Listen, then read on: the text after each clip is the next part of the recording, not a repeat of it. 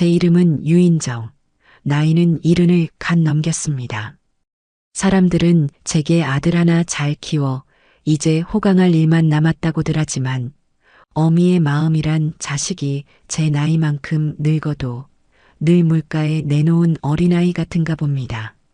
제 인생을 전부 바친 아들, 김치석. 그 아이는 제게 세상의 전부이자 그 어떤 의심의 여지도 허용되지 않는 절대적인 믿음의 대상입니다. 남편은 치석이가 초등학교에 갓 입학했을 무렵 불의의 교통사고로 허망하게 제 곁을 떠났습니다. 한순간에 가장을 잃고 어린 아들과 단둘이 남겨졌을 때의 막막함은 겪어보지 않은 사람은 모를 겁니다. 남편이 남긴 약간의 보상금과 전세 보증금이 전부였죠. 슬픔에 잠겨 있을 시간도 사치였습니다. 저는 당장 아들의 분유값과 기저귀 값을 벌어야 했습니다. 제가 할 줄 아는 것이라고는 음식 만드는 것뿐이었습니다. 친정어머니 어깨너머로 배운 손맛 하나는 누구에게도 뒤지지 않는다는 소리를 곧잘 들었거든요. 저는 남편의 보상금을 탈탈 털어 동네 골목 어귀에 작은 식당을 하나 열었습니다. 인정식당이라는 상호를 내걸고 뜨끈한 국밥과 집밥 같은 백반을 팔기 시작했죠. 식당 일은 전쟁이었습니다. 매일 동이 트기도 전인 새벽 5시에 일어나 육수를 끓이고 반찬을 수십 가지씩 만들어냈습니다.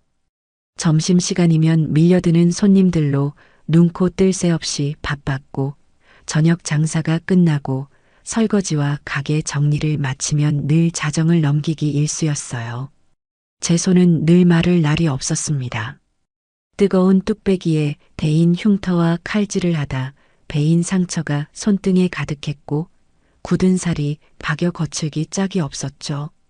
하지만 저는 제 손을 보며 한 번도 부끄럽거나 슬프다고 생각하지 않았습니다. 이 손으로 우리 치석이를 키워냈으니까요. 식당에서 나온 돈은 고스란히 치석이의 학원비가 되고 새 옷이 되고 대학 등록금이 되었습니다. 아들이 공부하다 밤늦게 돌아올 때면 저는 남은 음식을 데우는 대신 늘 새로 밥을 짓고 따뜻한 국을 끓여 먹였습니다. 내 자식 입에 들어가는 것만큼은 최고여야 한다는 것이 제 신념이었거든요. 그렇게 20년 넘게 식당을 운영하며 악착같이 돈을 모았습니다. 치석이가 번듯한 대기업에 취직하고 첫 월급이라며 빨간 내복을 사왔을 때 저는 가게 문을 걸어 잠그고 밤새도록 소리 내어 울었습니다. 이제 내 고생이, 내 헌신이 드디어 빛을 보는구나 싶어서요. 저는 아들이 자리를 잡은 것을 확인하고 나서야 평생의 분신과도 같았던 식당을 다른 사람에게 넘겼습니다. 그리고 식당을 판 큰돈과 그동안 모아온 돈을 합쳐 제가 식당을 운영하던 작은 상가 건물을 사들였습니다. 그곳에서 나오는 월세와 은행 이자로 노후를 보내면 넉넉지는 않아도 아들에게 짐이 될 일은 없겠다 싶었죠. 제 인생의 가장 큰 과업을 모두 마쳤다고 생각했습니다. 그러던 아들이 결혼할 여자라며 최태인이라는 아가씨를 제 앞에 데리고 왔습니다. 처음 만난 장소는 제가 평생 가본 적도 없는 이름도 어려운 프랑스 식당이었어요. 며느리감이 될 아이는 머리부터 발끝까지 화려한 명품을 휘감고 있었습니다. 제가 시장에서 10년은 좋게 입을 옷값을 한 번에 걸치고 있는 듯 보였죠. 그 아이는 제게 살갑게 어머님이라고 부르면서도 은연중에 제 낡은 가방과 수수한 옷차림을 위아래로 훑어보는 듯한 시선을 보냈습니다. 기분 탓이려니 애써 넘겼지만 식사 내내 마음이 편치 않았어요. 태인이는 자신이 다녀온 유럽 여행 이야기, 최근에 구입했다는 명품 가방 이야기를 쉴 새 없이 늘어놓았습니다. 저는 그저 어색하게 웃으며 고개를 끄덕일 뿐이었죠. 아들 치석이는 중간에서 진땀을 흘리며 분위기를 맞추려 애썼습니다. 태인이가 워낙 꾸미는 걸 좋아해요. 저한테는 정말 잘해요, 엄마. 아들은 연신 며느리를 감싸고 돌았고 저는 그저 아들이 좋다니 좋은 게 좋은 거겠지 하고 생각했습니다. 다만 태인이가 아들에게 핀잔을 주듯 던진 한마디가 내내 가슴에 남았습니다. 치석 씨는 너무 검소한 게 탈이야. 좋은 것도 좀 써보고 그래야 안목이 넓어지죠. 그 말에 아들은 우리 엄마가 알뜰하게 사는 법을 가르쳐 주셔서 그래. 태인이 당신 만나서 이제 좀 써보려고라며 농담처럼 받아쳤지만 제 귀에는 아들의 어린 시절을 부정당하는 것 같아 씁쓸하게 들렸습니다. 결혼은 일사천리로 진행되었습니다. 아들 내외는 신혼집으로 제가 가진 상가 건물 근처의 작은 빌라에서 전세로 시작했습니다. 저는 그것만으로도 대견하고 고마웠죠. 하지만 그들의 씀씀이는 제가 생각하는 수준을 넘어서는 것 같았습니다. 신혼여행은 몰디브로 다녀왔고 가전이며 가구는 모두 최고급 수입품으로만 들여놓더군요. SNS에 올라오는 그들의 사진을 볼 때마다 제 아들이 마치 다른 세상 사람이 된 것 같아 어색하고 불안한 마음이 들었습니다. 가끔 돈 문제로 아들이 곤란한 표정을 짓는 것을 어렴풋이 눈치챘지만 아들은 늘 아니에요, 엄마. 저희 잘 살고 있어요 라고 말할 뿐이었습니다. 그러던 어느 날 저녁 아들에게서 다급한 전화가 걸려왔습니다. 아들의 목소리는 금방이라도 울음이 터질 것처럼 다급하고 절박했어요. 엄마, 큰일 났어. 우리 길에 나앉게 생겼어. 저는 깜짝 놀라 무슨 일이냐고 물었습니다. 아들은 억울하다는 듯 목소리를 높였습니다.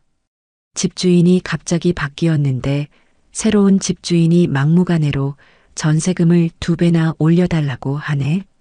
당장 돈을 못 구하면 다음 달에 집을 비우라고 소송까지 하겠다고 난리야.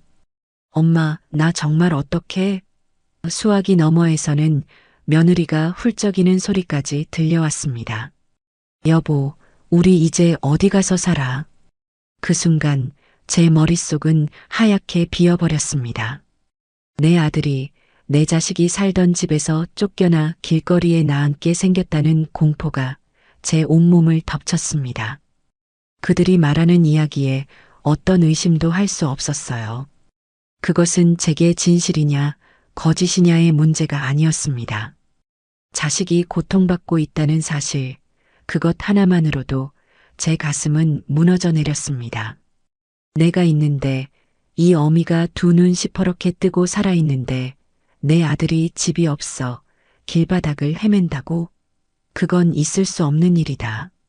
저는 한치의 망설임도 없이 아들을 달랬습니다. 치서가, 울지 마라. 아무 걱정하지 마. 이 엄마가 다 해결해 줄게. 너희는 절대 길에 나앉는 일 없을 거다. 전화를 끊자마자 저는 곧장 자리에서 일어났습니다. 그리고 제 평생의 재산 목록이 적힌 서류함을 꺼내 들었죠.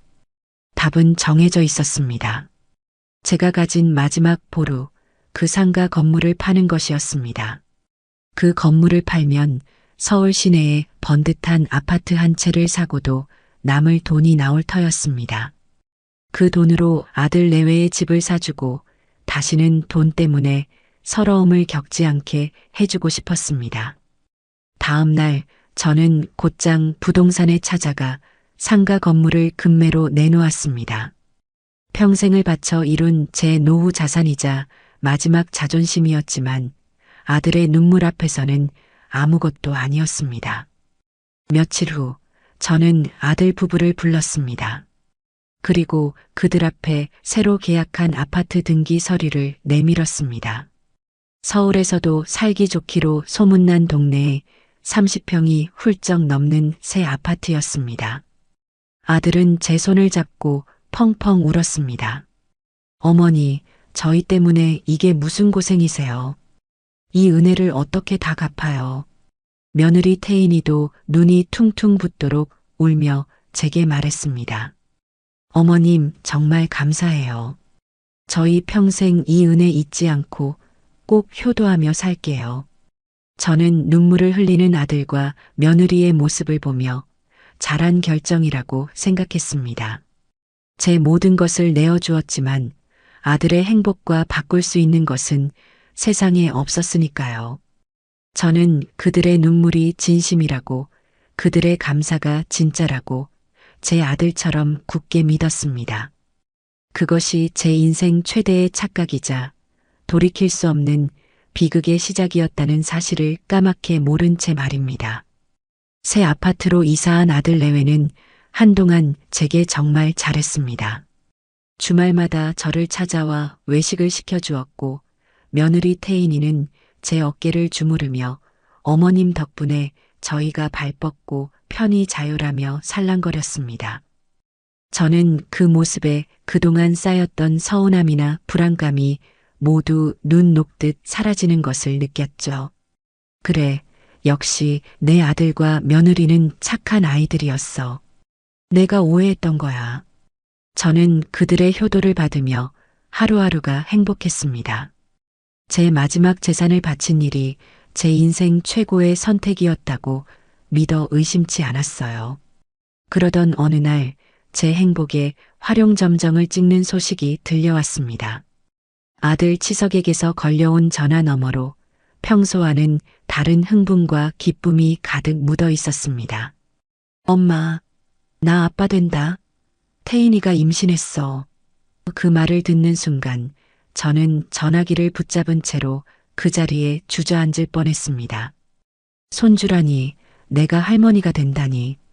남편이 일찍 세상을 떠나고 아들 하나만 바라보며 살아온 제게 손주라는 두 글자는 제 남은 인생을 전부 걸어도 좋을 만큼 거대하고 찬란한 의미였습니다. 저는 기쁨에 겨워 목이 메어 아무 말도 하지 못했습니다. 아들은 제 침묵을 긍정으로 받아들였는지 더욱 신이 나서 떠들기 시작했어요.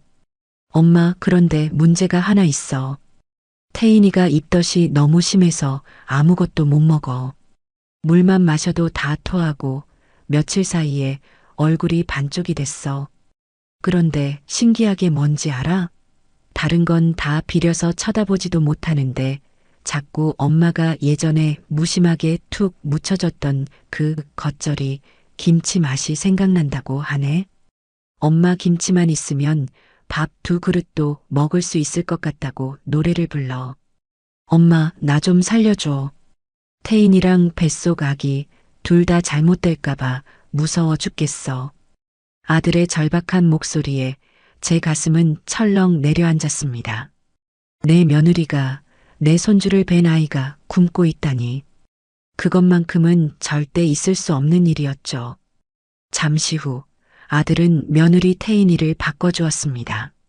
수화기 너머로 들려오는 며느리의 목소리는 평소에 앙칼지고 새침한 톤이 아니라 기운 없이 가라앉아 있었습니다. 어머님, 저 태인이에요. 죄송해요. 제가 몸이 이래서 찾아뵙지도 못하고. 그런데 정말 염치 없지만 어머님 김치가 너무 먹고 싶어요. 다른 건 정말 아무 냄새도 못 맡겠는데 이상하게 어머님이 담가주신 시원하고 아삭한 김치만 있으면 입맛이 돌아올 것 같아요. 어머님, 저 좀 도와주세요. 그 애처로운 목소리에 제 마음은 완전히 무너져 내렸습니다. 그동안 며느리가 보여주었던 철없는 행동이나 무례함은 기억조차 나지 않았어요. 오직 내 며느리, 내 손주를 지켜야 한다는 생각만이 제 머릿속을 가득 채웠습니다. 저는 망설일 것도 없이 대답했습니다. 아가, 걱정하지 마라.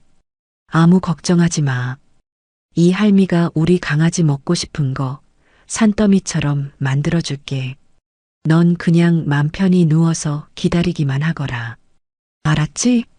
전화를 끊고 나서도 저는 한동안 흥분과 사명감에 휩싸여 가만히 앉아 있을 수가 없었습니다.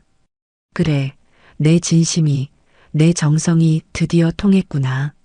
며느리가 드디어 나를 진정한 어미로 생각하고 의지하기 시작했어. 뱃속의 아기가, 내 손주가 벌써부터 할미의 손맛을 알아보는구나.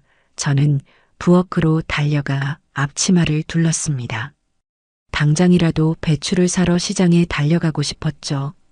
제 인생에 다시 없을 중요한 임무가 주어진 것 같았습니다. 하지만 제가 몰랐던 사실이 있었습니다. 그 모든 것이 아들 내외가 꾸며낸 정교하고 잔인한 사기극의 서막이었다는 것을요. 그 시각 아들네 집에서는 전혀 다른 대화가 오가고 있었습니다. 어때? 내 연기 완벽했지? 당신 엄마 완전히 넘어온 것 같던데. 며느리 태인이가 의기양양하게 말하자 아들 치석이가 불안한 얼굴로 대답했습니다. 그래도 마음이 너무 안 좋다. 엄마한테 어떻게 이런 거짓말을 하냐. 임신이라니.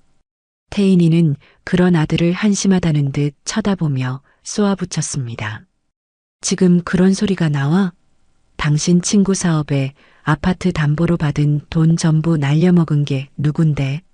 당장 이번 주까지 추가 투자금 못 넣으면 우리 길바닥에 나앉는 건 물론이고 사기죄로 고소까지 당하게 생겼어. 정신 차려. 당신 엄마 인감증명서랑 인감도장만 있으면 돼. 우리가 살 길은 그것뿐이라고. 그러려면 일단 저 늙은이를 완벽하게 구워 삶아서 우리 편으로 만들어야 할 거 아니야. 손주 보고 싶어서 안달난 노인네한테 입덧 핑계대는 것만큼 확실한 게 어디 있겠어? 그랬습니다. 그들은 임신은커녕 제게 증여받은 아파트를 담보로 몰래 무리한 대출을 받아 아들의 친구가 하는 사업에 투자했다가 전 재산을 날린 상태였습니다. 그것도 모자라 사채까지 끌어다 썼고 이제는 벼랑 끝에 몰려 있었습니다. 그들이 살 길은 제가 가진 남은 재산 혹은 제 인감을 이용해 추가로 대출을 받는 것뿐이었죠. 그래서 그들은 제 마음을 완벽하게 얻고 의심 없이 인감을 내어주게 만들기 위해 입덕과 손주라는 제가 절대로 거부할 수 없는 거짓 시나리오를 꾸민 것이었습니다. 저는 그들의 시커먼 속내를 까맣게 모른 채 오직 며느리와 손주를 먹일 생각에 부풀어 있었습니다. 다음 날부터 저는 최고의 김치를 만들기 위한 준비에 들어갔습니다. 이것은 단순한 김치가 아니었어요. 제 손주가 세상에 태어나 처음으로 맛보게 될지도 모를 할머니의 음식이었습니다. 허투루 만들 수가 없었죠. 저는 평생의 노하우와 정성을 모두 쏟아붓기로 결심했습니다. 제 마지막 사랑을 증명해 보일 기회라고 생각하며 저는 그렇게 기꺼이 그들이 파놓은 함정 속으로 제 발로 걸어 들어가고 있었습니다. 우리 강아지, 내 손주가 먹을 첫 김치. 그 생각 하나만으로도 저는 고된 줄 몰랐습니다. 피곤함도 잊은 채 저는 다음 날 새벽같이 일어나 몸단장을 하고 집을 나섰습니다. 이것은 단순히 음식을 만드는 행위가 아니었어요. 제 대를 이을 새 생명에게 바치는 성스러운 의식과도 같았습니다. 최고의 재료가 아니면 안 된다는 생각에 저는 제가 아는 모든 인맥과 정보를 총동원하기 시작했습니다. 먼저 배추부터가 문제였습니다. 아무 배추나 쓸 수는 없었죠. 저는 수소문 끝에 강원도 고랭지에서 친환경 농법으로만 배추를 키우는 한 농장과 연락이 닿았습니다. 그곳 배추는 일반 배추보다 값은 2배나 비쌌지만 그만큼 아삭하고 단맛이 뛰어나기로 유명했어요. 저는 농장 주인에게 전화를 걸어 우리 며느리가 임신을 했는데 꼭 이 집 배추로 담근 김치가 먹고 싶다고 합니다. 가장 실하고 좋은 놈으로 골라서 보내주십시오라며 간곡하게 부탁했습니다.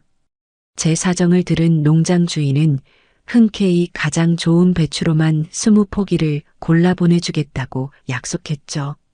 고춧가루는 김치의 심장입니다. 저는 제가 20년 넘게 식당을 하며 거래했던 읍내에서 가장 오래되고 믿을 만한 방앗간으로 향했습니다. 방앗간 주인은 저를 보자마자 반갑게 맞아주었죠. 저는 주인에게 말했습니다. 사장님, 올해 나온 해고추 중에 가장 빛깔이 곱고 맵기만 한 게 아니라 단맛이 도는 최상급 태양초가 있겠지요? 제게 좀 파시지요. 그러자 주인은 창고 안쪽에서 비단 보자기에 싼 무언가를 조심스럽게 꺼내왔습니다. 이건 다른 곳에는 내놓지도 않고 아주 귀한 손님들께만 파는 특품입니다. 인정식당 사모님 아니면 제가 이걸 내놓지도 않습니다. 보자기를 풀자 눈이 부실 정도로 붉고 고운 입자의 고춧가루가 모습을 드러냈습니다. 향긋하고 달큰한 향이 코를 찔렀어요. 저는 값도 묻지 않고 그것을 전부 사왔습니다. 젓갈이며 소금도 마찬가지였습니다. 강화도에 사는 친구에게 부탁해 가장 좋은 새우젓을 공수하고 천일염은 3년 동안 간수를 빼쓴 맛이 전혀 없는 최상품으로만 준비했습니다.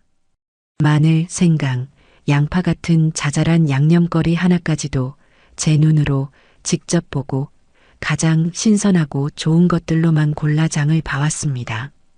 그리고 가장 중요한 것이 있었습니다. 입덧하는 며느리가 기력을 차리려면 고기를 먹어야 했습니다. 저는 제가 아는 정육점 중에 가장 고기질이 좋기로 소문난 곳을 찾아갔습니다. 그리고 사장님께 사장님, 이 집에서 가장 좋은 암돼지 삼겹살하고 목살 부위 좀 넉넉하게 주십시오. 기름기가 너무 많지도 퍽퍽하지도 않은 것으로요. 우리 며느리가 곧 아기를 낳을 텐데 잘 먹여야 하지 않겠습니까? 라고 말했습니다. 제 말에 사장님은 축하한다며 가장 좋은 부위만 골라 예쁘게 포장해 주었죠. 김장하는 날 갓 담근 겉절이에 이 수육을 싸서 먹일 생각을 하니 절로 침이 고이고 행복했습니다. 며칠에 걸쳐 모든 재료 준비가 끝나고 드디어 김장을 하는 날이 밝았습니다. 저는 이른 아침부터 배추를 절이고 찹쌀풀을 쓰고 각종 양념을 다듬으며 분주하게 움직였습니다. 혼자서 20포기가 넘는 배추를 다듬고 절이는 일은 칠순 노인에게 결코 쉬운 일이 아니었어요. 허리가 끊어질 듯 아프고 어깨가 뻐근했지만 제 마음은 날아갈 듯 가벼웠습니다. 김칫솔을 버무리며 아들에게 전화를 걸었습니다. 아들아, 엄마야.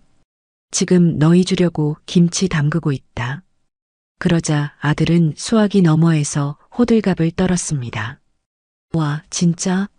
엄마, 태인이가 엄마 전화만 기다렸어요. 지금도 옆에서 김치 냄새가 여기까지 나는 것 같다고 난리야. 엄마, 정말 고마워. 내가 평생 잘할게. 저는 천연덕스럽게 거짓말을 이어가는 아들의 말에 완벽하게 속아 넘어가 우리 강아지 조금만 기다리거라. 할미가 금방 만들어줄게라며 행복에 겨워 대답했습니다. 저는 그 말이 전부 진실이라고 믿었어요. 정성껏 소를 버무려 김치통에 차곡차곡 담고 한쪽에서는 푹 고아낸 수육을 건져 먹기 좋게 썰었습니다. 갓 담근 겉절이와 아직 김이 모락모락 나는 수육을 보자 당장이라도 서울로 달려가고 싶은 마음이 굴뚝 같았죠. 모든 준비를 마치고 나니 부엌은 난장판이 되었고 제 몸은 파김치가 되었지만 제 마음만큼은 세상에서 가장 부유하고 행복했습니다.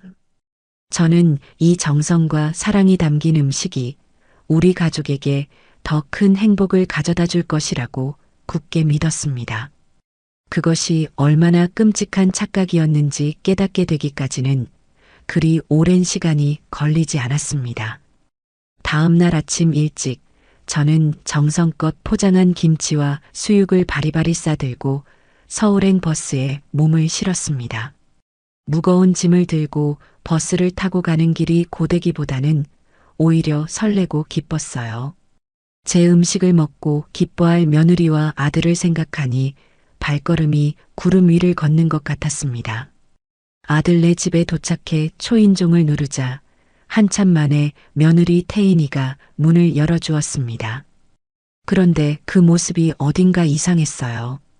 입덧이 심해 아무것도 못 먹는다던 사람이라고는 믿기지 않을 만큼 얼굴은 혈색이 돌았고 집안에서는 은은한 향수 냄새가 풍겨왔습니다.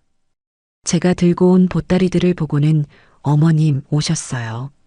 감사합니다라고 말은 했지만 그 표정에는 반가움보다는 어색함과 당혹감이 더 짙게 서려 있었습니다. 아가, 몸은 좀 괜찮으냐?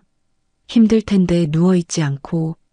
제가 걱정하며 묻자 며느리는 멋쩍게 웃으며 오늘은 컨디션이 좀 괜찮네요 라고 얼버무렸습니다.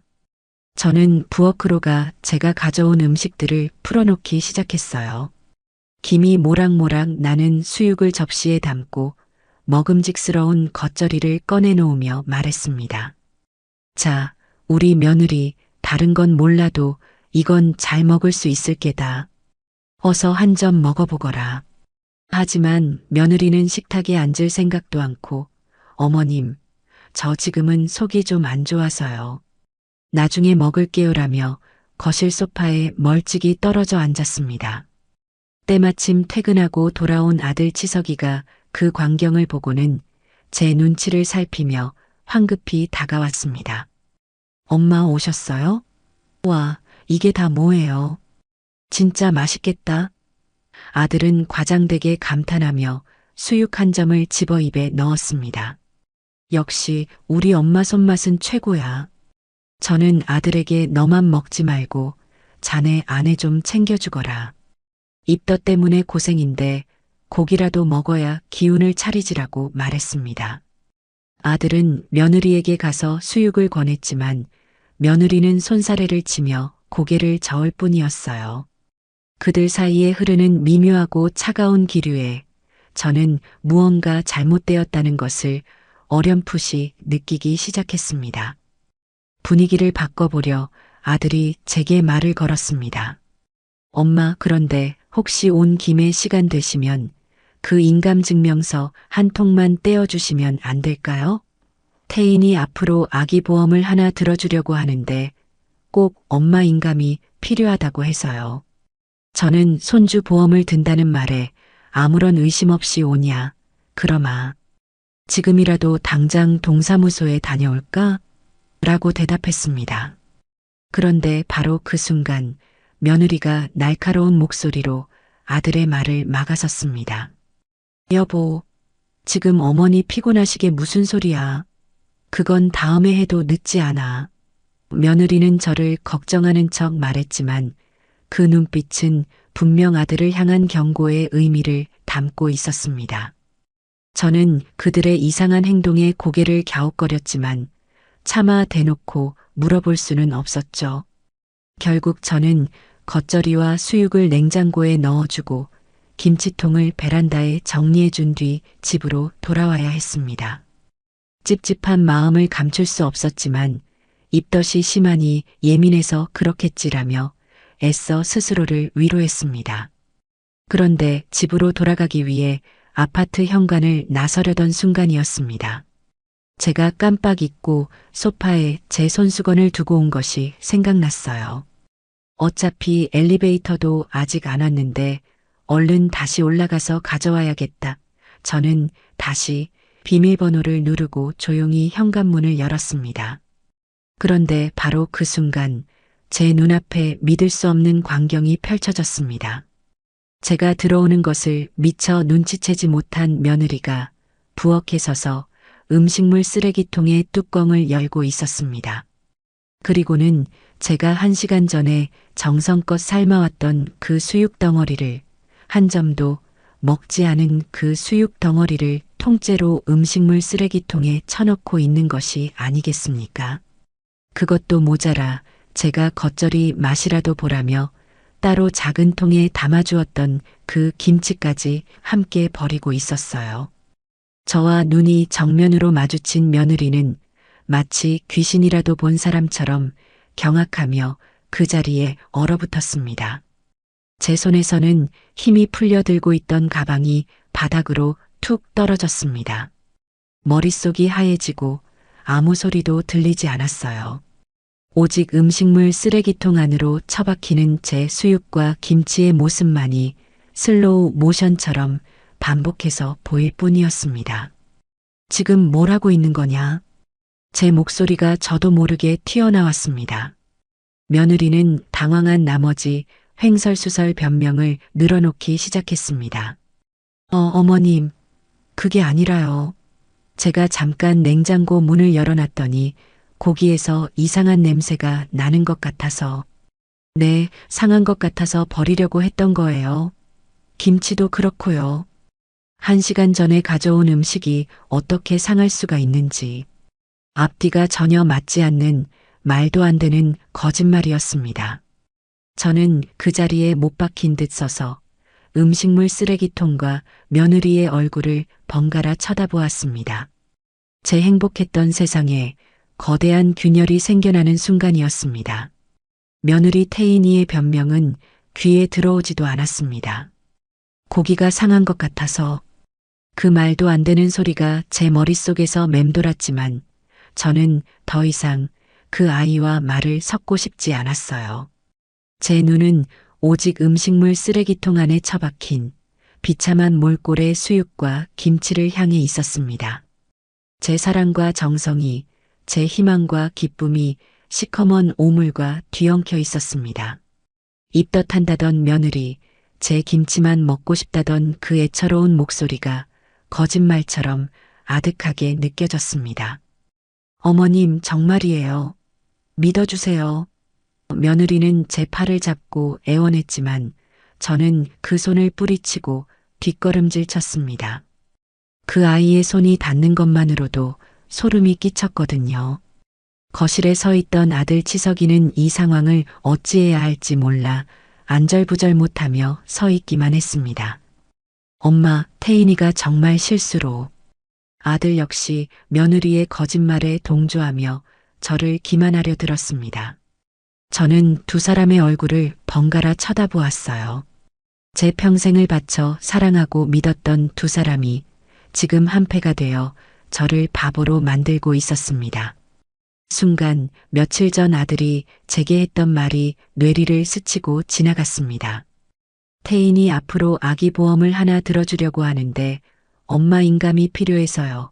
그리고 오늘 인감증명서를 떼어달라던 아들과 그것을 다급하게 막아서던 며느리의 모습, 버려진 수육과 김치, 이 모든 조각들이 제 머릿속에서 섬광처럼 하나로 합쳐지기 시작했습니다. 무언가 거대한 이상한 낌새가 제 온몸의 감각을 곤두세웠습니다. 지금은 감정에 휩쓸려 울고불고할 때가 아니었어요. 정신을 차려야 했습니다. 이 모든 일의 배후에 도사리고 있는 진실을 알아내야만 했습니다. 저는 애써 평정을 가장하며 말했습니다. 알았다. 상해서 버렸다니 어쩔 수 없지. 내가 괜한 오해를 했구나. 제 뜻밖의 반응에 아들과 며느리는 잠시 안도하는 표정을 지었습니다. 저는 한숨을 쉬며 거실 소파에 주저앉았어요. 아이고, 내가 갑자기 혈압이 오르는지 머리가 띵하구나. 물 한 잔만 갖다 주겠니? 제가 머리를 감싸주며 아픈 척하자 아들은 걱정스러운 얼굴로 엄마 괜찮으세요? 제가 얼른 물 가져올게요. 라며 부엌으로 달려갔습니다. 며느리도 아들을 따라 부엌으로 향했죠. 저는 그 짧은 순간을 놓치지 않았습니다. 두 사람이 부엌에 들어간 것을 확인하자마자 저는 자리에서 일어나 아들 방으로 향했습니다. 심장이 미친 듯이 뛰었지만 걸음은 이상할 정도로 차분했어요. 아까 화장실을 다녀오다 얼핏 보았던 책상 위에 어지럽게 흩어져 있던 서류들이 제 목표였습니다. 손수건을 찾으러 왔다. 저는 스스로에게 그렇게 되뇌며 방 안으로 들어섰습니다. 아들의 책상은 온갖 서류와 우편물로 난장판이었습니다. 저는 서류들을 뒤지는 척하며 눈을 크게 뜨고 그 내용을 샅샅이 훑기 시작했습니다. 그리고 마침내 제 심장을 먹게 할 만한 단어들을 발견하고야 말았습니다. 제 눈에 들어온 것은 한 저축은행의 로고가 찍힌 대출 상담 확인서였습니다. 대출 신청자는 아들 김치석, 그리고 담보물은 바로 제가 사준 이 아파트의 주소였습니다. 그 옆에는 더 끔찍한 서류가 놓여 있었어요. 주식 투자 손실 내역서. 빼곡하게 적힌 마이너스 숫자들은 제가 평생 만져본 적도 없는 거대한 금액이었습니다. 그리고 가장 결정적인 증거.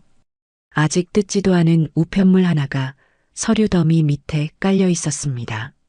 수신인은 바로 제 이름 유인정이었습니다. 발신인은 법무사 사무실. 저는 떨리는 손으로 봉투를 뜯었습니다. 그 안에는 부동산 담보 제공 동의서 관련 내용 증명이라는 제목의 서류가 들어 있었습니다. 내용은 즉 제가 소유권을 증여한 이 아파트를 담보로 추가 대출을 실행하기 위해 증여자인 저의 최종 동의가 필요하며 기일까지 회신이 없을 시 동의하는 것으로 간주할 수 있다는 그런 류의 복잡하고 무서운 말들이 적혀 있었죠.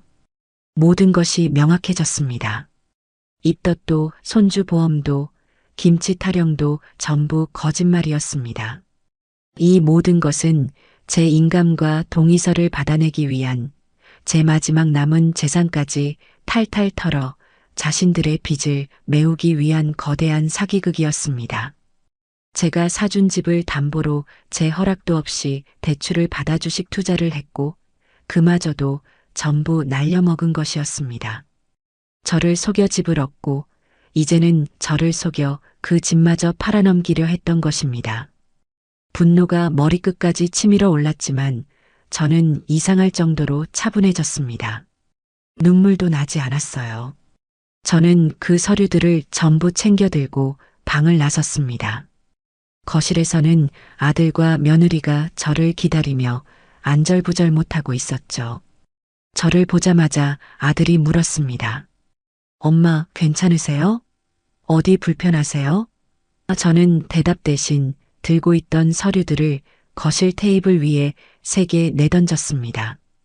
쨍그랑. 테이블 위 유리컵이 떨어지며 깨지는 소리가 났지만 아무도 신경 쓰지 않았습니다. 아들과 며느리는 테이블 위에 흩어진 서류들을 보고는 그 자리에서 돌처럼 굳어버렸습니다. 얼굴이 백지장처럼, 아니, 잿빛으로 변해갔습니다.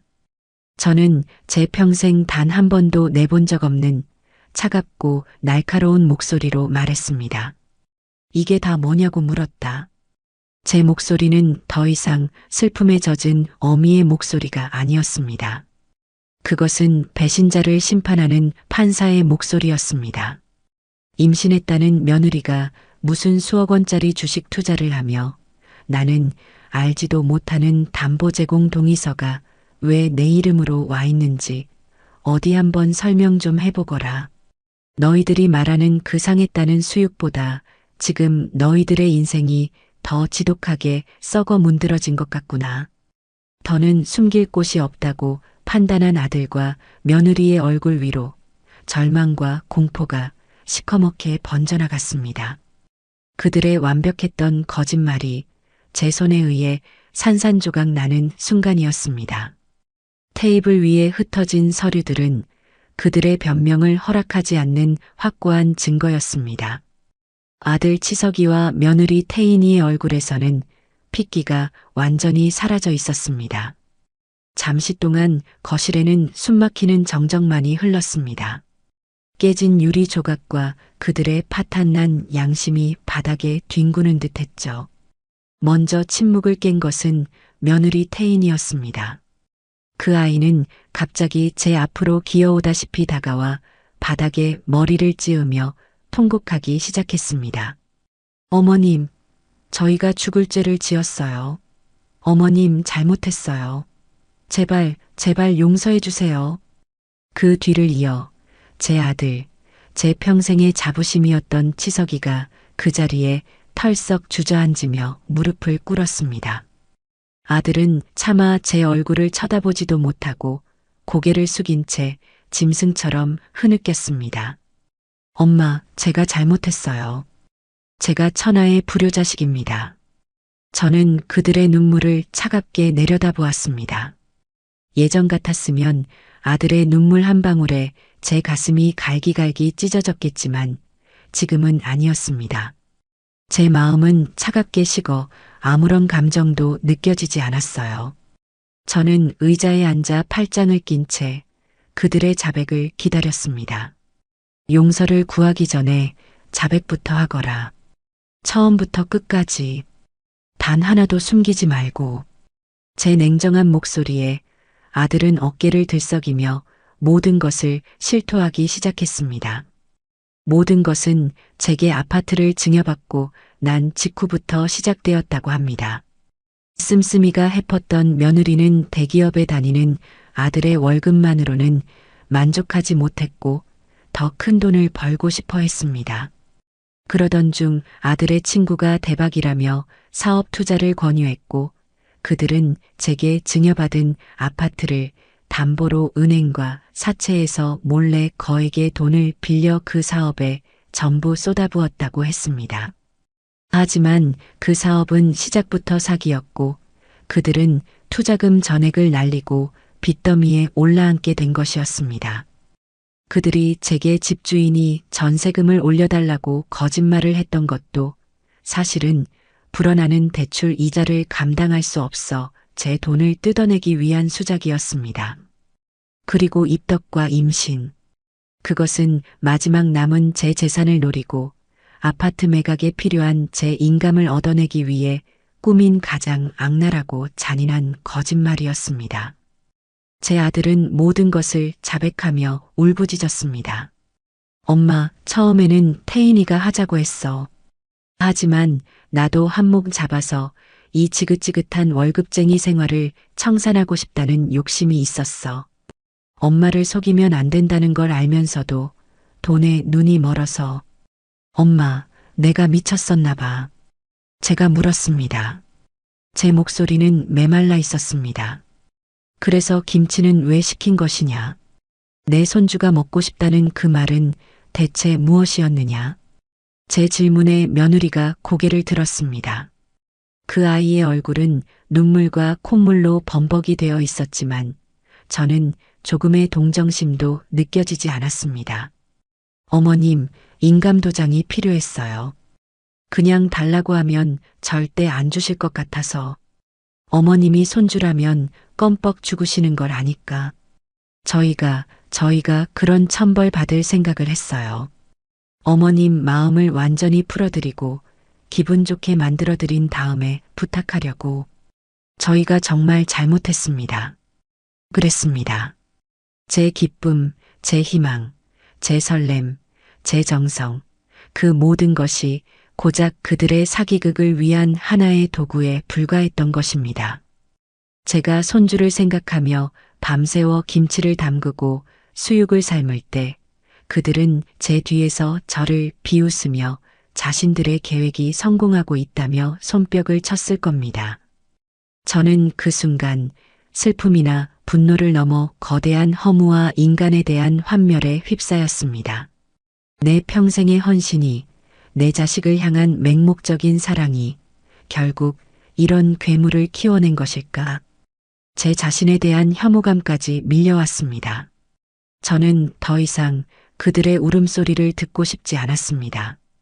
저는 자리에서 일어났습니다. 제 움직임에 아들과 며느리는 기겁하며 제 다리를 붙잡으려 했지만 저는 차갑게 뿌리쳤습니다.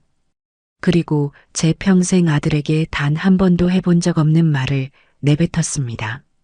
더러우니 내 놈들 손 치워라. 그 말에 아들의 눈이 절망으로 가득 차는 것을 보았지만 저는 외면했습니다. 저는 아무 말 없이 현관으로 향했습니다. 제 가방을 챙겨 들고 신발을 신었습니다. 뒤에서 아들이 절규하며 따라왔습니다. 엄마, 어디가? 제발 가지 마, 엄마. 우리 버리지 마. 하지만 저는 뒤돌아보지 않았습니다. 제 머릿속은 텅 비어 아무 생각도 나지 않았지만 단 하나는 확실했습니다. 이 집은, 이 아이들은 더 이상 내 가족이 아니라는 것. 저는 현관문을 열고 그들의 울음소리와 절규를 등 뒤로 한 채 밖으로 나섰습니다. 아파트 복도의 차가운 공기가 제 뺨을 스쳤습니다. 저는 엘리베이터 버튼을 누르고 1층으로 내려가는 내내, 그리고 아파트 단지를 빠져나와 택시를 잡아타는 내내 단 한 방울의 눈물도 흘리지 않았습니다. 제 마음속에 무언가가 너무나 큰 충격에 완전히 타버려 제만 남은 것 같았습니다. 택시를 타고 집으로 돌아오는 길은 낯설고 아득하게만 느껴졌습니다. 분명 매일같이 오가던 익숙한 길인데도 모든 것이 생경했어요. 제 머릿속은 텅 빈 채 하얗게 비어 있었지만 아들과 며느리의 마지막 모습, 그들의 거짓 눈물과 자기 변명이 소음처럼 귓가에 맴돌았습니다. 저는 창밖을 보며 아무 생각도 하지 않으려 애썼습니다. 집에 도착해 현관문을 열자 저를 반기는 것은 깊고 무거운 침묵이었습니다. 늘 혼자였던 집이지만 오늘따라 그 적막이 유난히도 시리고 아프게 다가왔어요. 저는 불도 켜지 않은 채 거실 소파에 가방을 던져두고 그대로 주저앉았습니다. 아들을 위해, 며느리를 위해, 잊지도 않은 손주를 위해 분주하게 움직였던 며칠간의 제 모습이 주마등처럼 스쳐 지나갔습니다. 행복에 겨워 웃던 제 얼굴, 희망에 부풀어 잠 못 이루던 밤들. 그 모든 것이 한낱 신기루에 불과했다는 사실이 뒤늦게 현실감으로 다가오며 제 가슴을 짓눌렀습니다. 저는 멍하니 제 손을 내려다보았습니다. 평생 식당 일을 하며 굳은 살이 박이고 마디마디가 굵어진 투박한 손. 남편 없이 홀로 아들을 키우기 위해 이 손으로 얼마나 많은 설거지를 하고 얼마나 많은 재료를 다듬었던가. 저는 이 손으로 번 돈으로 아들을 먹이고 입히고 가르쳤습니다. 그리고 마침내 그를 위해 제 평생을 바친 집까지 내어주었죠. 그런데 바로 그 아들이 제 믿음과 사랑을 배신하고 제 심장에 지워지지 않을 대못을 박았습니다. 그제야 억눌렀던 눈물이 터져 나오기 시작했습니다. 처음에는 소리 없는 눈물이었지만 이내 걷잡을 수 없는 통곡으로 변했습니다. 여보, 나 어떡하면 좋아? 내가 뭘 잘못한 거야? 저는 안방으로 기어가 벽에 걸린 남편의 영정사진을 붙들고 밤새도록 울었습니다. 제가 지켜온 모든 것들이 부정당하고 제 인생 전체가 송두리째 무너져 내린 기분이었습니다. 슬픔과 분노, 배신감과 허무함이 뒤섞여 제 속을 헤집어 놓았습니다. 하지만 동이틀 무렵 제 눈물은 더 이상 나오지 않았습니다. 밤새 흘린 눈물이 제 안의 슬픔과 연약함을 모두 씻어내버린 것 같았어요. 슬픔이 있던 자리에는 차갑고 단단한 무언가가 자리 잡기 시작했습니다. 그것은 바로 분노였습니다. 연민이나 동정이 섞이지 않은 순도 100%의 차가운 분노였죠. 저는 영정사진 속 남편을 보며 나지막이 하지만 단호하게 말했습니다. 여보, 나 이제 더는 울지 않을 거야. 당하고만 있지 않을 거야. 저 짐승만도 못한 것들에게 사람의 마음을 가지고 장난치면 어떤 대가를 치르게 되는지 똑똑히 보여줄 거야. 저는 자리에서 벌떡 일어났습니다. 더 이상 그들을 제 자식으로 생각하지 않기로 했습니다. 그들은 제 인생을 훔치려 한 사기꾼이고 저는 그들의 피해자일 뿐이었습니다. 이것은 단순히 상처받은 감정의 문제가 아니었어요. 제 피와 땀, 제 인생이 담긴 재산을 지키기 위한 싸움이었습니다. 제 자존심과 제 남은 인생을 되찾기 위한 전쟁이었습니다. 저는 곧장 전화기를 들었습니다. 그리고 수소문 끝에 알아낸 번호를 눌렀죠. 그는 재산 관련 소송, 특히 사기 사건에 있어서는 단 한 번도 져본 적이 없다는 냉혹하고 실력 있기로 소문난 변호사였습니다. 몇 번의 신호음 끝에 낮고 차분한 남자의 목소리가 들려왔습니다. 박영진 변호사입니다. 저는 떨리지 않는, 오히려 얼음처럼 차가운 목소리로 제 신분을 밝혔습니다. 그리고 말했죠. 변호사님, 지금 당장 만나 뵙고 싶습니다. 제 자식들을 상대로 소송을 하려고 합니다. 변호사는 제 목소리에서 무언가를 감지했는지 군말 없이 약속 시간을 잡아주었습니다. 약속한 날, 저는 제가 가진 모든 증거 서류들을 챙겨 들고 그의 사무실로 향했습니다.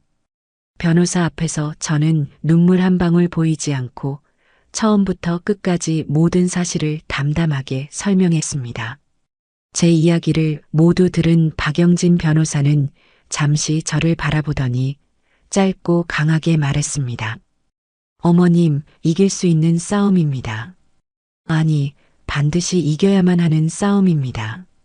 저는 변호사에게 제 마지막 뜻을 전달했습니다. 변호사님, 저는 단순한 합의나 용서를 원하지 않습니다. 저들을 법적으로 완전히 파멸시키고 제가 주었던 모든 것을 단 하나도 빠짐없이 되찾고 싶습니다.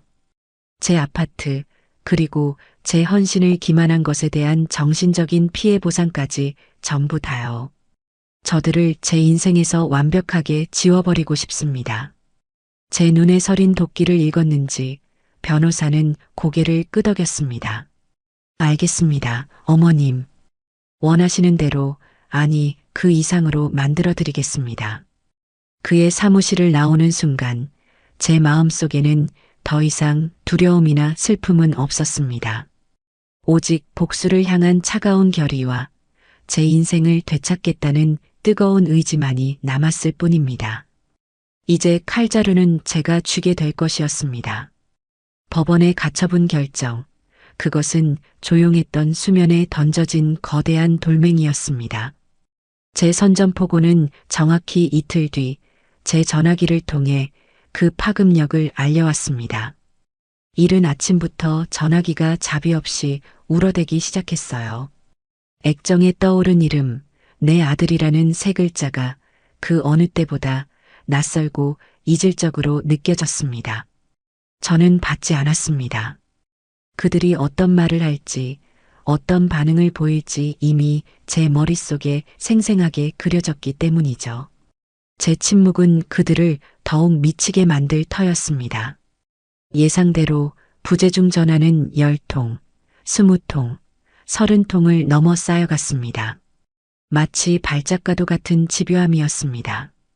마침내 전화가 뜸해지나 싶더니 이번에는 문자 메시지가 쏟아져 들어오기 시작했습니다.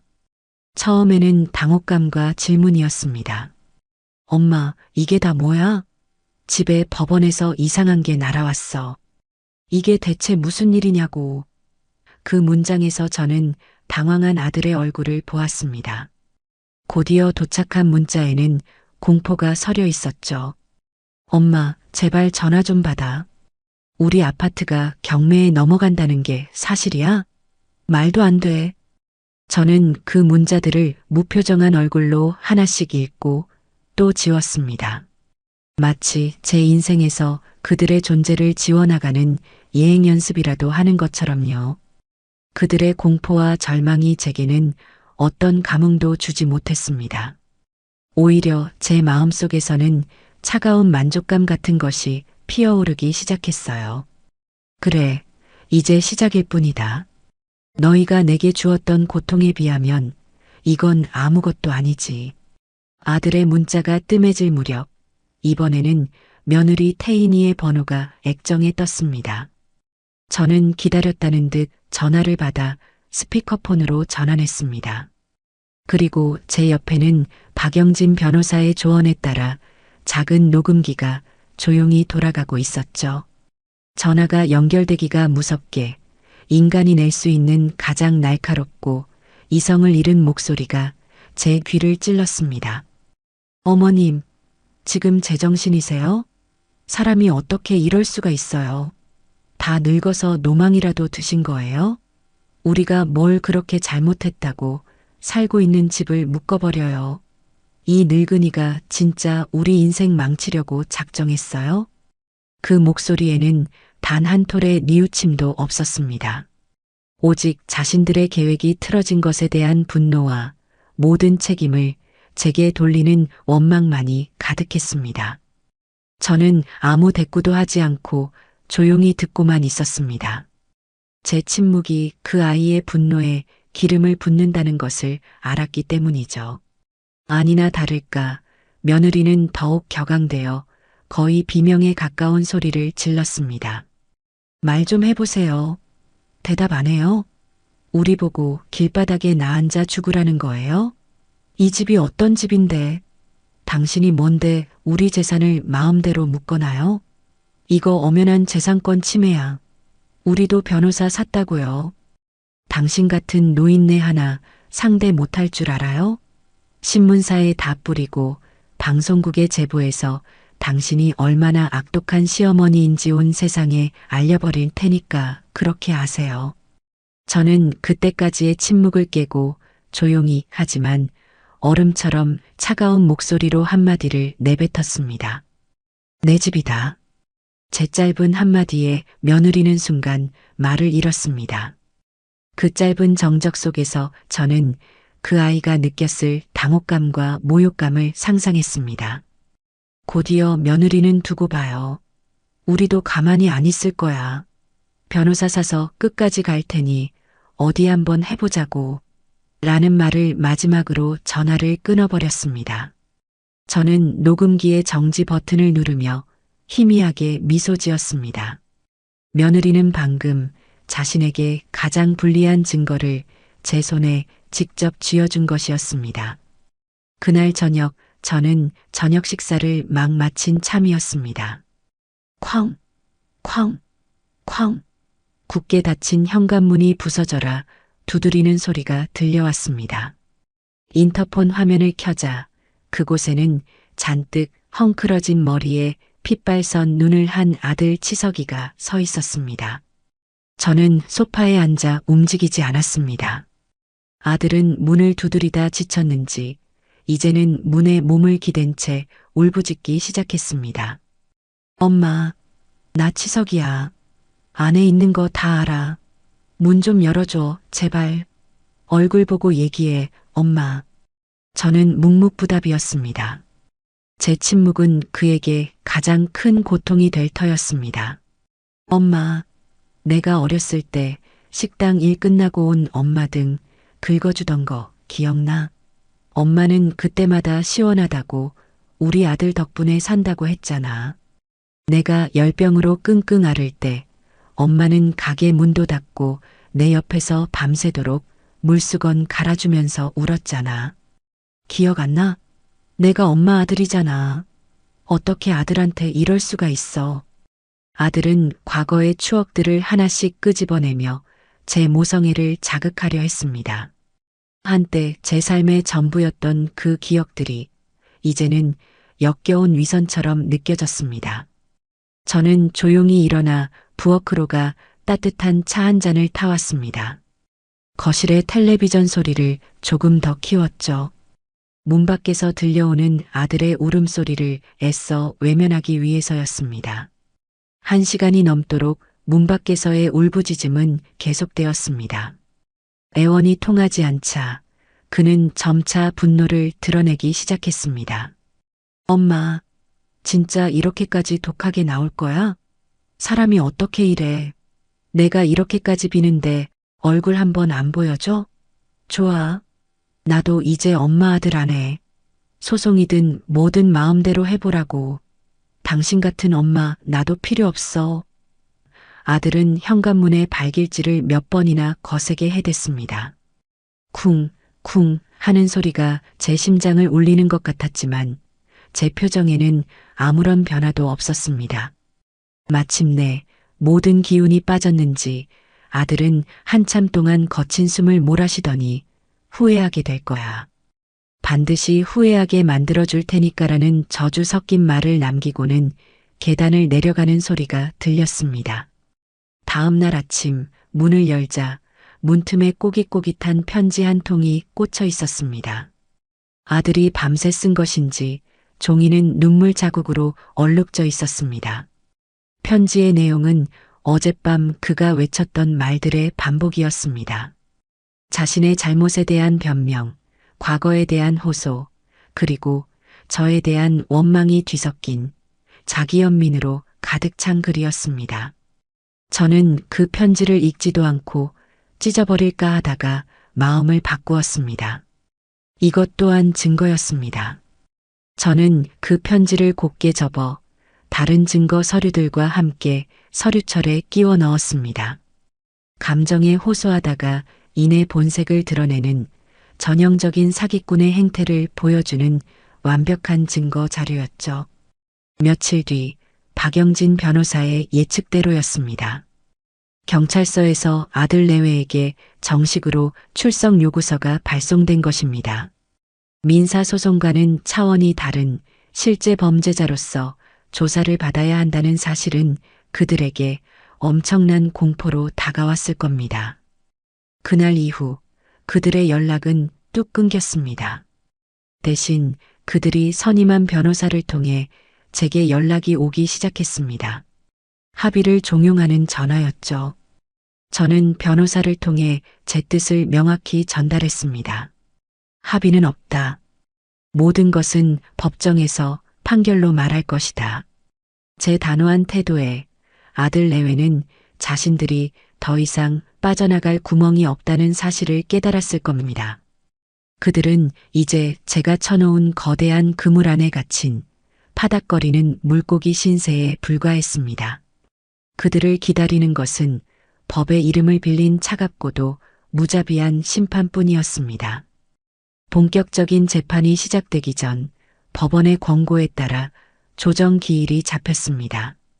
정식 재판에 앞서 양측이 한 발씩 물러나 합의를 통해 소송을 원만하게 마무리하도록 기회를 주는 절차였죠. 박영진 변호사는 제게 미리 언지를 주었습니다. 어머님, 아마 상대방 쪽에서는 오늘 어떻게든 어머님의 마음을 돌려 형사고소를 취하하게 만들려고 할 겁니다. 눈물로 호소할 수도 있고 온갖 감언이설을 늘어놓을 수도 있습니다. 절대 흔들리시면 안 됩니다. 오늘 저희의 목표는 합의가 아니라 저들의 위선을 만천하에 드러내고 우리의 단호한 의지를 재판부에 각인시키는 것입니다. 저는 고개를 끄덕였습니다.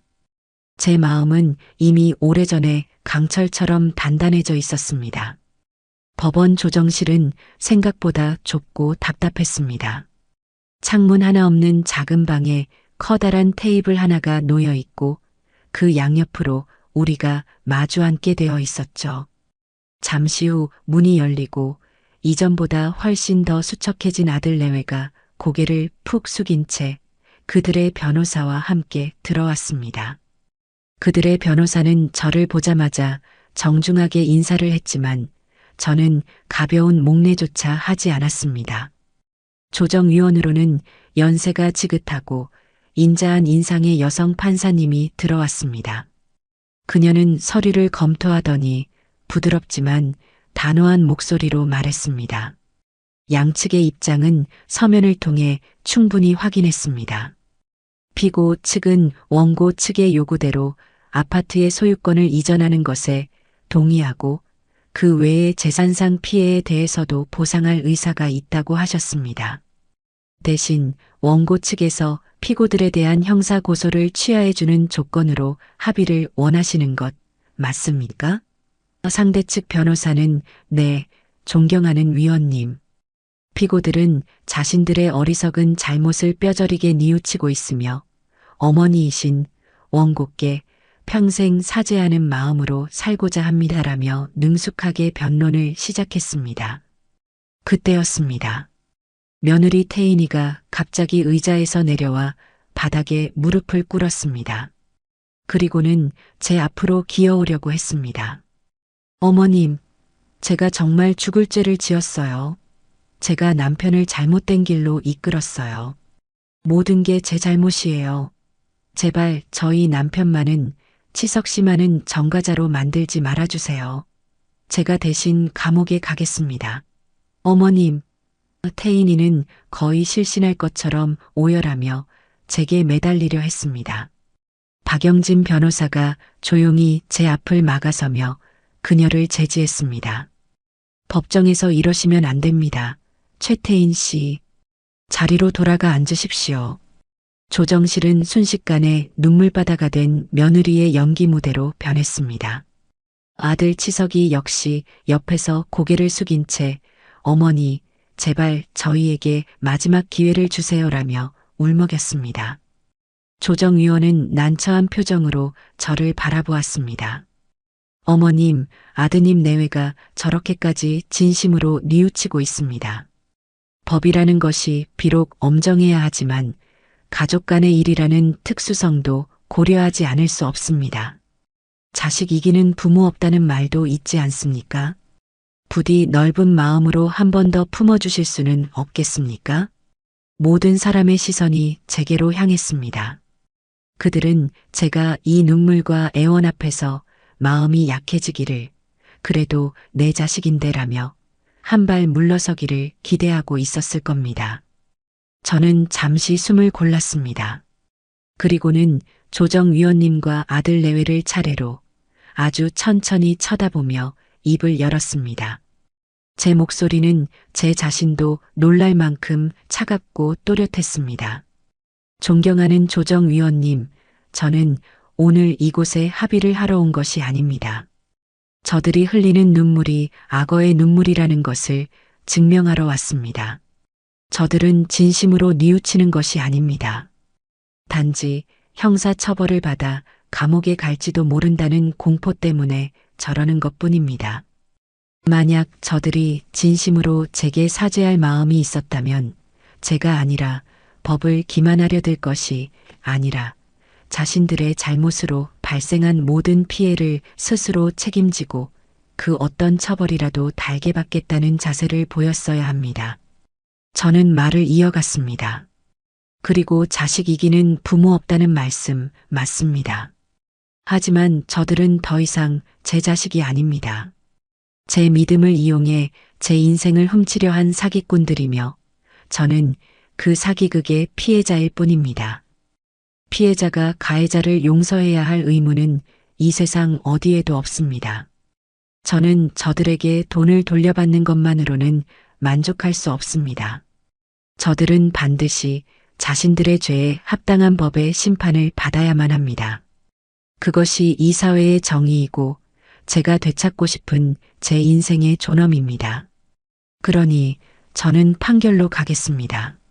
조정은 이것으로 불성립시켜 주시길 바랍니다. 제 단호하고 논리적인 말에 조정실의 공기는 완전히 얼어붙었습니다. 며느리의 울음소리가 뚝 그쳤고 아들은 망연자실한 표정으로 저를 바라보았습니다. 조정위원은 더 이상 중재가 불가능하다고 판단했는지 짧은 한숨과 함께 선언했습니다.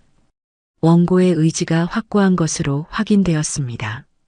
조정은 불성립되었음을 선언합니다. 추후 재판 기일이 양측에 통보될 것입니다. 마침내 첫 재판이 열렸습니다. 법정의 공기는 조정실과는 비교할 수 없을 정도로 무겁고 엄숙했습니다. 박영진 변호사는 마치 잘 훈련된 장수처럼 제가 모아온 증거들을 하나씩 꺼내들며 상대방을 압박하기 시작했습니다. 그들의 사치스러운 생활을 증명하는 신용카드 내역, 사업투자계약서, 대출 서류, 그리고 그들의 거짓말과 조롱이 담긴 문자 메시지와 통화 녹음 파일이 차례대로 공개되었습니다. 증거가 하나씩 제시될 때마다 아들 내외의 얼굴은 점점 더 흑빛으로 변해갔습니다. 재판의 하이라이트는 증인으로 선 아들 치석이에 대한 반대 신문이었습니다.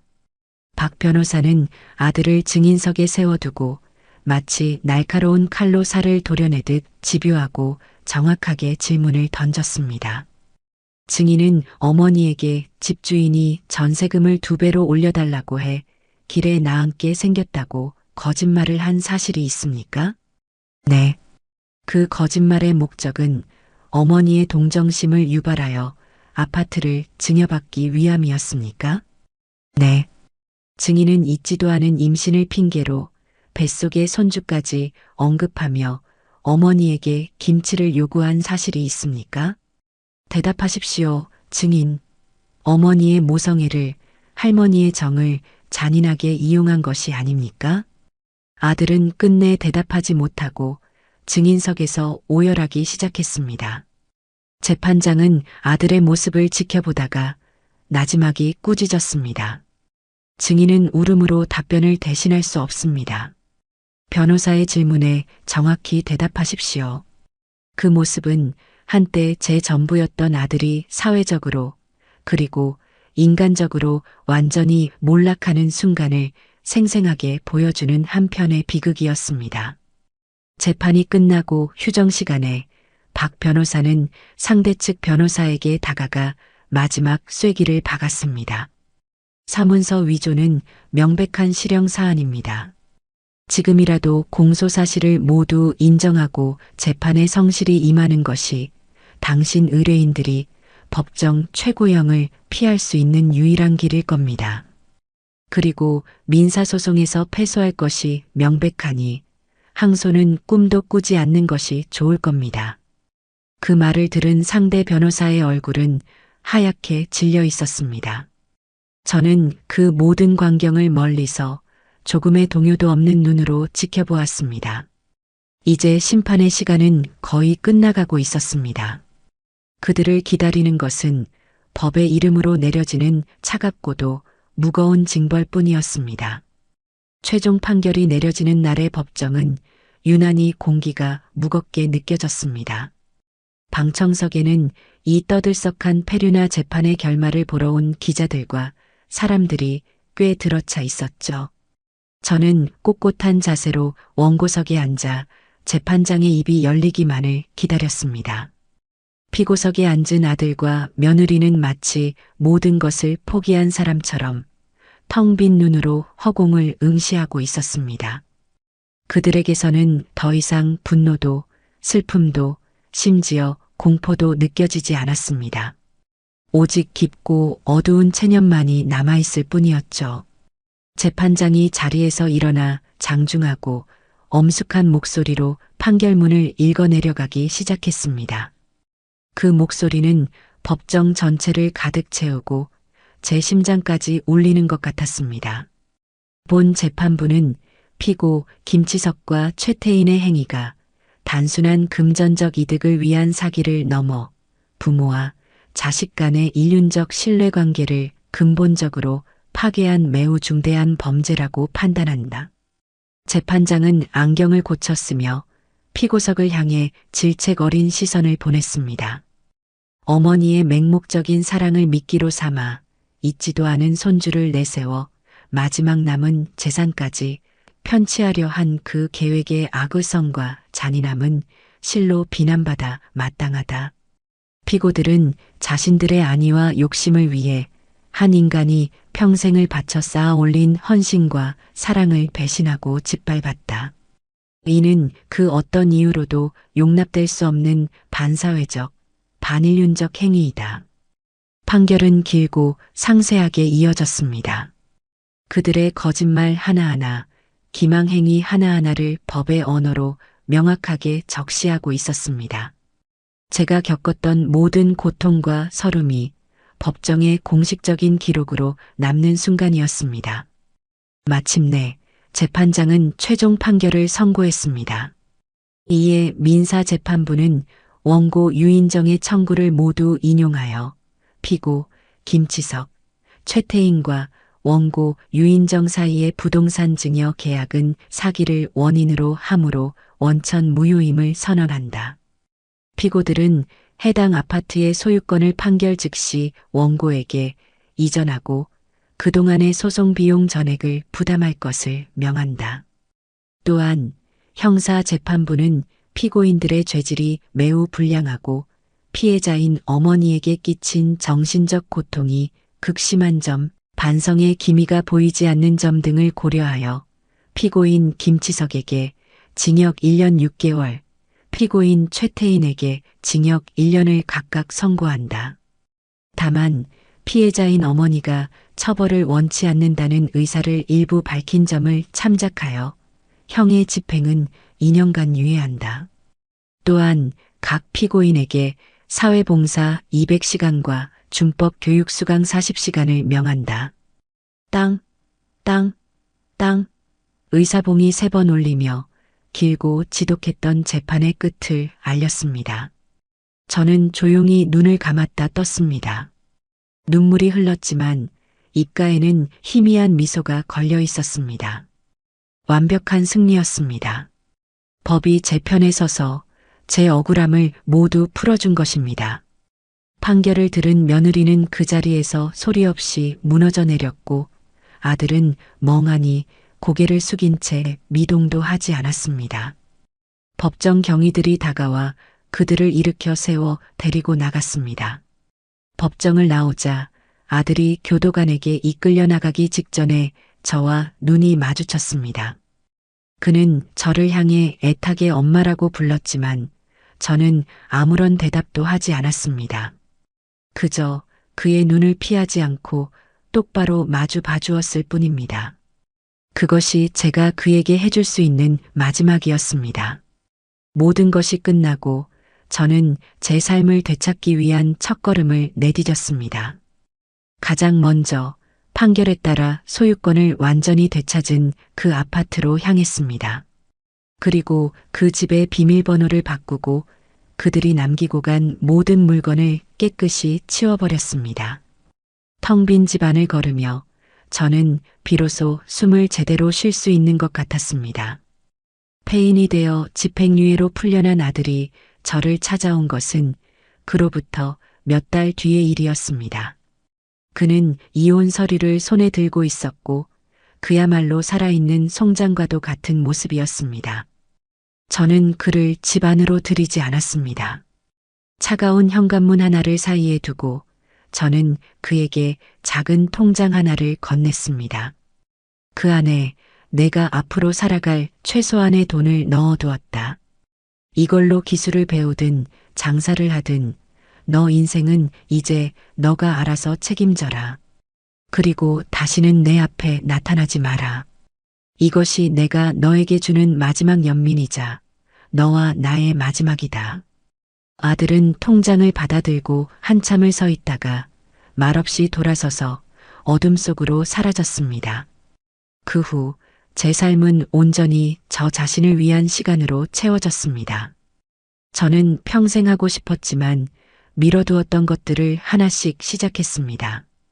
문화센터에 등록해 수묵화를 배우고 붓끝에서 피어나는 먹의 농담에 제 마음을 실어보냈습니다. 처음에는 어색했지만 시간이 지날수록 하얀 화선지 위에 제 마음속 풍경을 그려내는 일이 제게 큰 위안과 기쁨을 준다는 것을 깨달았습니다. 또한 저처럼 자식 때문에 소가리를 했던 오랜 친구들과 함께 작은 여행자 클럽을 만들었습니다. 우리는 한 달에 한 번씩 기차를 타고 버스를 타고 전국의 아름다운 곳들을 찾아다녔습니다. 통영의 푸른 바다 앞에서 회를 먹고 안동의 고택에서 하룻밤을 묵으며 밤새도록 수다를 떨고 순천만 갈대밭을 거닐며 소녀처럼 웃었습니다. 친구들은 제게 말했습니다. 인정아, 자네 얼굴이 정말 좋아졌어. 예전에는 늘 그늘이 져 있었는데 지금은 정말 행복해 보여. 어느 눈부신 봄날, 저는 친구들과 함께 지리산 둘레길을 걷고 있었습니다. 연두빛 새순이 돋아나고 이름 모를 야생화들이 길가에 피어있는 평화로운 풍경 속에서 저는 문득 깨달았습니다. 제 인생의 가장 혹독했던 겨울이 지나고 비로소 따스한 봄이 찾아왔다는 것을요. 자식이라는 이름의 무거운 짐을 내려놓고 나니 세상이 이토록 아름답고 평화로울 수 있다는 것을 저는 너무 늦게 알았습니다. 저는 길가에 잠시 멈춰서서 깊고 맑은 숨을 들이마셨습니다. 제 옆에서 제잘거리는 친구들의 웃음소리, 지저귀는 새소리, 부드러운 봄바람이 제 온몸을 감쌌습니다. 저는 더 이상 과거에 얽매여 슬퍼하거나 분노하지 않을 것입니다. 제게 남은 시간은 오직 저 자신을 위해 이 눈부신 봄날을 만끽하며 살아갈 것입니다. 제 인생의 주인은 바로 저 유인정이니까요. 저는 환하게 웃으며 다시 친구들을 향해 발걸음을 옮겼습니다. 그날 설악에서 내려온 이후 제 삶은 거짓말처럼 평온한 궤도에 올랐습니다. 마치 오랜 폭풍우가 지나간 뒤 구름 한 점 없이 맑게 갠 하늘 같았다고나 할까요? 법정에서의 싸움이 남긴 날카로운 상처들은 시간이 흐르며 차츰 부드러운 흉터로 변해갔습니다. 더 이상 밤마다 악몽을 꾸며 잠을 설치는 일도 문득문득 치밀어 오르는 분노에 가슴을 치는 일도 없었습니다. 아들 김치석. 그 이름 석자는 제 기억의 창고 가장 깊고 어두운 곳에 넣어두고 아주 두꺼운 자물쇠를 채워버렸습니다. 제 일상에서, 제 대화에서, 제 생각에서 그 아이의 존재는 완벽하게 증발해버린 듯 했습니다. 그렇게 5년이라는 긴 시간이 흘렀습니다. 제 나이도 어느덧 70의 중반을 훌쩍 넘어 이제는 제법 할머니라는 호칭이 어색하지 않은 나이가 되었습니다. 일주일에 2번 나가는 수묵화 교실은 제 삶의 가장 큰 즐거움이었습니다. 붓을 잡고 화선지 위에 집중하고 있노라면 세상 모든 시름이 먹물 속으로 스며들어 사라지는 것 같았죠. 함께 그림을 배우는 비슷한 연배의 학우들과는 둘도 없는 친구가 되었습니다. 우리는 수업이 끝나면 찻집에 앉아 갓 나온 쑥떡을 나눠 먹으며 시간 가는 줄 모르고 수다를 떨었습니다. 자식들 흉도 보고 며느리 흉도 보고 신세 한탄도 하다가 이내 서로의 그림을 칭찬하며 소녀처럼 웃곤 했습니다. 그 평범하고 소박한 일상이 제게는 무엇과도 바꿀 수 없는 행복이었습니다.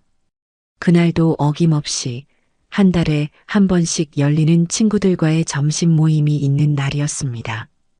우리는 새로 문을 열었다는 깔끔한 한정식 집에서 맛있는 식사를 마치고 볕이 잘 드는 찻집에 앉아 향긋한 대추차를 마시고 있었죠.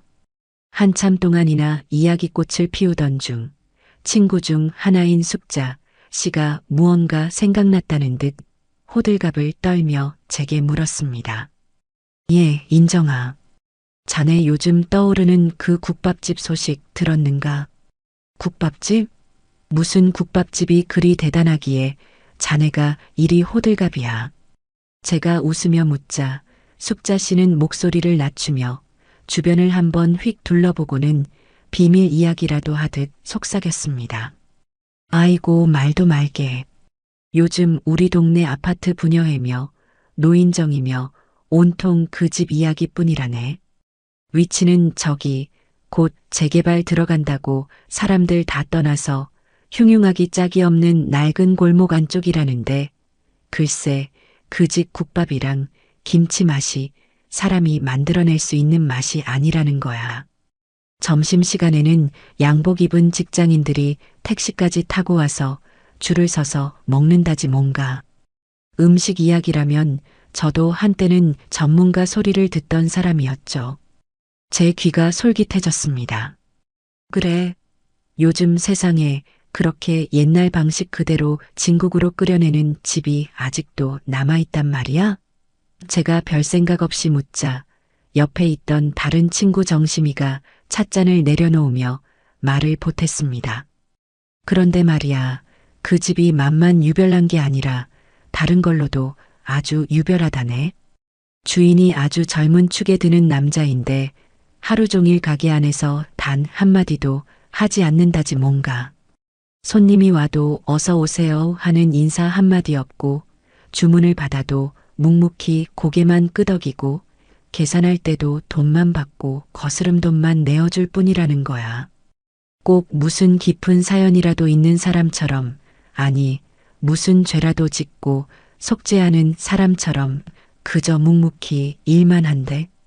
그 말에 저는 잠시 생각에 잠겼습니다. 그 젊은 주인의 사연이 무엇일까 잠시 궁금해졌죠. 그때 숙자 씨가 제 눈치를 살피며 아주 조심스럽게 입을 열었습니다. 인정아, 내가 그래서 자네한테 이 말을 해야 하나 말아야 하나 며칠을 고민했네. 그냥 뜬 소문일 수도 있고 내가 괜한 소리에서 자네 마음만 시끄럽게 하는 건 아닌가 싶어서.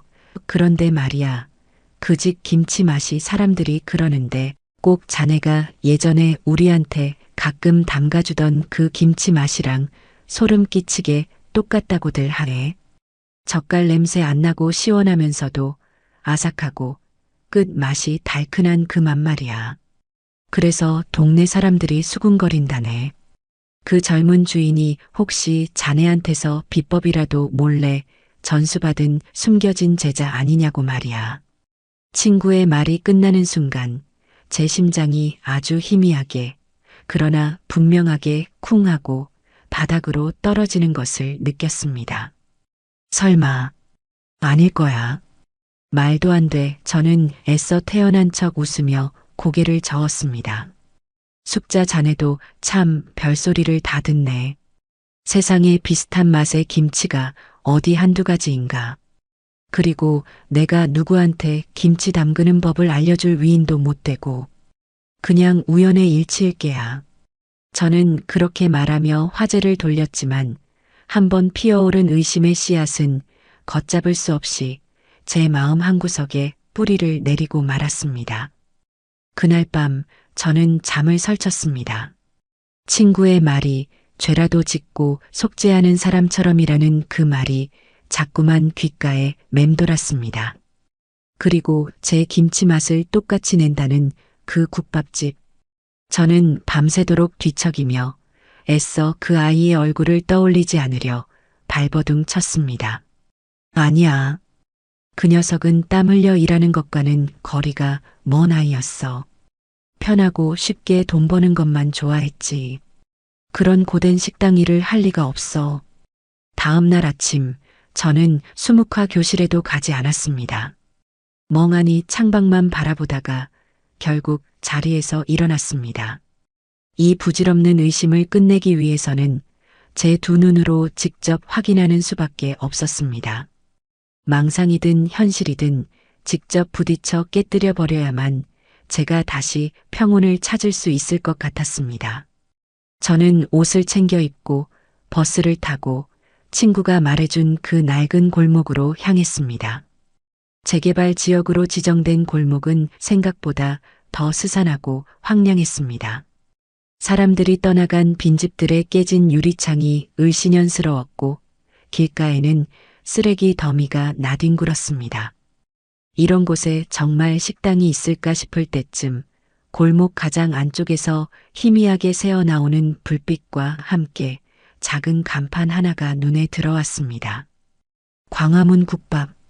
마치 시간이 멈춘 듯한 주변 풍경과 어울리지 않는 생경한 이름이었습니다. 간판의 글씨체는 투박했지만 가게 앞은 놀라울 정도로 깨끗하게 쓸고 닦여 있었습니다. 저는 한참 동안이나 그 가게 앞에서 망설였습니다. 돌아갈까? 그냥 우연의 일치라고 믿어버릴까? 하지만 제 발은 이미 돌이킬 수 없는 문턱을 향해 움직이고 있었습니다. 딸랑. 낡은 문에 달린 작은 종이 제가 왔음을 알렸습니다. 가게 안은 4-5개의 낡은 나무 테이블이 전부인 아주 작은 공간이었습니다. 하지만 제 눈을 사로잡은 것은 그 비좁고 낡은 공간이 믿을 수 없을 정도로 청결하다는 사실이었습니다. 주방의 스테인리스 선반은 거울처럼 반짝였고 테이블 위에는 기름때 하나 없었으며 바닥은 윤이 날 정도로 깨끗했습니다. 그리고 그 순간 제 코끝을 스치는 너무나도 익숙한 냄새. 제가 20년 넘게 매일 아침 제 인생을 바쳐 끓여냈던 진한 사골과 양지고기, 그리고 온갖 약재가 어우러진 바로 그 육수 냄새였습니다. 제 심장이 걷잡을 수 없이 뛰기 시작했습니다. 주방 안쪽에서 한 남자가 등을 보인 채 커다란 솥을 나무 주걱으로 젓고 있었습니다. 땀으로 흠뻑 젖은 등이 넓었지만 어딘지 모르게 위태롭고 쓸쓸해 보였습니다. 저는 그 뒷모습만 보고도 심장이 멎을 것 같았습니다. 제가 평생을 지켜봐 왔던, 제가 세상 누구보다 잘 아는 바로 그 뒷모습이었기 때문입니다. 남자가 천천히 몸을 돌려 끓고 있는 뚝배기를 들고 홀 쪽으로 걸어 나오는 순간 우리의 시선이 정면으로 허공에서 부딪혔습니다. 김치석, 제 아들이었습니다. 5년이라는 세월은 그 아이를 완전히 다른 사람으로 만들어 놓았습니다. 한때 명품 옷을 걸치고 교만함으로 번들거리던 얼굴은 찾아볼 수 없었습니다. 깊은 피로와 세상 모든 것을 체념한 듯한 무표정. 그리고 제 마음을 가장 아프게 찌른 것은 그의 손이었습니다. 한때 희고 매끄러웠던 그의 손은 화상 자국과 칼에 베인 흉터, 그리고 지독한 굳은 살이 박여 마치 제 손을 보는 것처럼 투박하고 거칠어져 있었습니다. 그는 저를 발견하고 온 세상의 시간이 멈춘 듯 그 자리에 얼어붙었습니다. 그의 손에 들려있던 뜨거운 뚝배기가 위태롭게 흔들렸고 그 안의 국물이 그의 손등 위로 조금 흘러내렸지만 그는 뜨거움을 느끼지 못하는 사람처럼 미동도 하지 않았습니다. 먼저 움직인 것은 아들이었습니다. 그는 저를 향해 어머니라고 부르지 않았습니다. 어떤 말도 어떤 표정도 짓지 않았습니다. 그저 아주 천천히 그리고 아주 깊이 마치 허리가 부러질 것처럼 상체를 꺾어 인사를 했습니다. 그것은 아들이 어머니에게 하는 인사가 아니었습니다. 차마 얼굴을 마주할 수 없는 거대한 죄인이 자신의 신에게 바치는 속죄의 의식과도 같았습니다. 그리고는 아무 일도 없었다는 듯 다른 손님이 주문한 국밥을 테이블에 내려놓고는 그림자처럼 다시 주방으로 사라졌습니다. 저는 가장 구석진 자리에 가서 앉았습니다. 잠시 후 아들이 직접 제 앞에 김이 모락모락 나는 국밥 한 그릇과 정갈하게 담긴 깍두기, 그리고 배추김치 한 접시를 내려놓았습니다. 그 짧은 순간에도 그는 저와 끝내 눈을 마주치지 않았습니다. 그의 시선은 늘 바닥을 향해 있었죠. 저는 떨리는 손으로 숟가락을 들었습니다. 먼저 국물 맛을 보았습니다. 혀끝에 닿는 순간 저는 모든 것을 알 수 있었습니다. 잡내를 잡기 위해 생강을 아주 얇게 저며 넣었고 깊은 맛을 내기 위해 무와 양파를 통째로 넣어 우려냈으며 마지막에 감칠맛을 더하기 위해 마른 표고버섯을 넣었습니다. 제가 수십 년간 지켜왔던 그 누구에게도 알려준 적 없는 저만의 비법이었습니다. 이어서 김치를 한 조각 맛보았습니다. 소름이 돋았습니다. 배추를 절일 때 썼던 소금물의 농도, 젓갈 대신 북어 머리 우린 물로 시원한 맛을 낸 것, 단맛을 내기 위해 설탕 대신 배와 사과를 갈아 넣은 것까지. 이것은 우연이나 흉내가 아니었습니다. 완벽한 재현이었습니다. 아들은 제가 그토록 혐오하고 지워버리려 했던 제 인생의 모든 것을 이 작고 허름한 식당 안에서 혼자 묵묵히 되살려내고 있었던 것입니다. 국밥을 먹는 내내 제 마음속에서는 수만 가지 감정들이 소용돌이쳤습니다.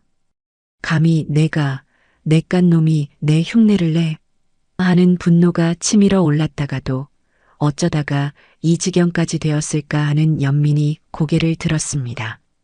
왜 하필 이런 방식으로 속죄를 하는 것일까 하는 혼란스러움과 함께 그의 음식에 담긴 완벽한 기술 앞에서 요리사로서의 자존심이 아주 조금 상하기도 했습니다. 저는 국밥 한 그릇을 말없이 비워냈습니다.